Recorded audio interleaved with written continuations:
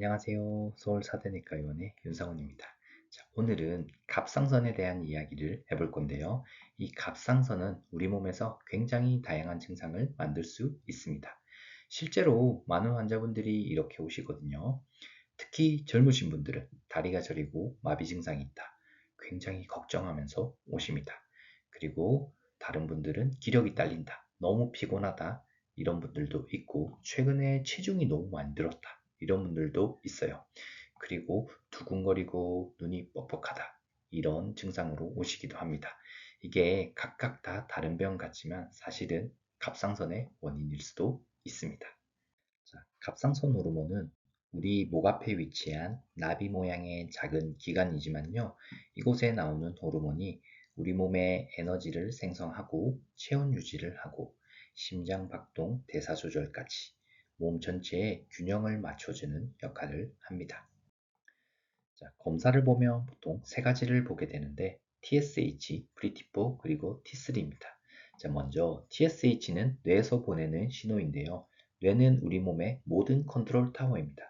우리 몸에 에너지가 부족하거나 열이 필요할 때, 즉 갑상선 호르몬이 필요할 때 뇌에서는 TSH 호르몬을 분비해서 갑상선을 자극하고 갑상선에서는 이 신호를 받아서 갑상선 호르몬을 분비하는 거죠. 그리고 처음 분비될 때는 프리티포의 형태로 대부분 분비가 되고 필요한 장기로 가서는 T3 형태로, 즉 사용할 수 있는 형태로 바뀌어서 사용이 되는 거죠. 자, 첫째로 갑상선 호르몬이 부족한 상태를 갑상선 기능 저하증이라고 부르는데요. 이렇게 갑상선 호르몬이 부족하게 되면 피곤하고 무기력하고 체중이 증가하고 추위에 민감하게 됩니다. 대표적인 질환으로 하시모토 갑상선염이 있는데 이 하시모토 갑상선염은 내 몸의 자가항체가 내 갑상선 조직을 공격해서 갑상선을 파괴하는 질환입니다. 이렇게 갑상선이 파괴되게 되면 갑상선 호르몬이 부족하게 되고 갑상선 기능 저하증이 생기는 거죠. 자, 반대로 갑상선 호르몬이 과다한 상태를 갑상선 기능 항진증이라고 부르는데요. 이렇게 호르몬이 과다하게 되면 두근거림이 생기고 체중이 빠지고 불안하거나 손떨림이 생깁니다. 그리고 안구돌출이 생길 수 있는데 이 안구돌출은 영구 손상입니다. 그래서 눈이 앞으로 튀어나와 보이고 눈이 뻑뻑하거나 불편함을 느낄 수가 있어요. 대표적인 질환으로는 그레이브스병이 있는데 TSR 리셉터 안티바디라는 항체가 갑상선을 끊임없이 자극하여 호르몬이 과잉 분비되게 되는 그런 질환입니다. 자, 검사 결과로 정리해서 알아보자면 갑상선 기능 저하증에서는 이 프리티포가 떨어지게 되고 프리티포가 떨어지면 뇌에서는 갑상선 호르몬이 부족하다고 인지를 하여 갑상선 호르몬 자극을 위해서 TSH가 증가되게 되는 거죠.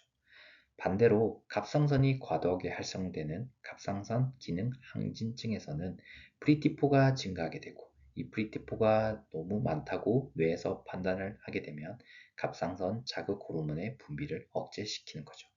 자, T3가 증가하고 T3가 떨어진 그런 질환도 있지만 그것보다는 검사에서는 TSH와 프리티포를 중점으로 해석을 하게 됩니다. 그리고 또 하나의 중요한 상황이 임신인데요. 임산부들이 갑상선에 문제가 있어서 오시는 경우가 많아요.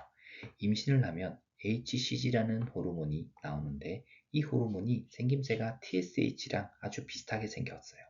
그래서 임신 초기에는 이 TSH가 떨어지고 갑상선 기능이 변할 수가 있습니다. 대부분은 정상적인 변화지만 경우에 따라서는 치료가 필요한 경우가 있습니다. 그리고 갑상선 호르몬은 태아의 뇌발달에 필수적이므로 임신 전후에는 갑상선 기능 평가는 반드시 받으셔야 됩니다.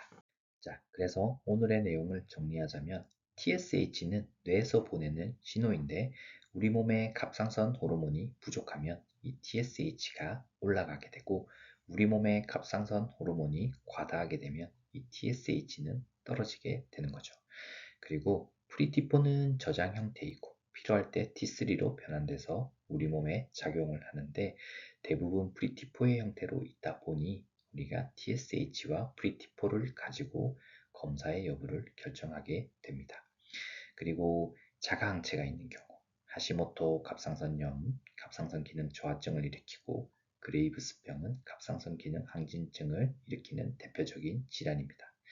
그래서 갑상선 호르몬에 이상이 있다면 그냥 넘기지 말고 꼭 항체 여부, 갑상선 초음파를 통해서 결절이 있는지 여부를 체크한 다음 치료가 필요합니다. 특히 임산부의 경우는 태아에 영향을 미칠 수 있기 때문에 갑상선에 대한 검사는 꼭 확인하시고 필요하다면 치료가 필요합니다. 오늘도 시청해 주셔서 감사합니다.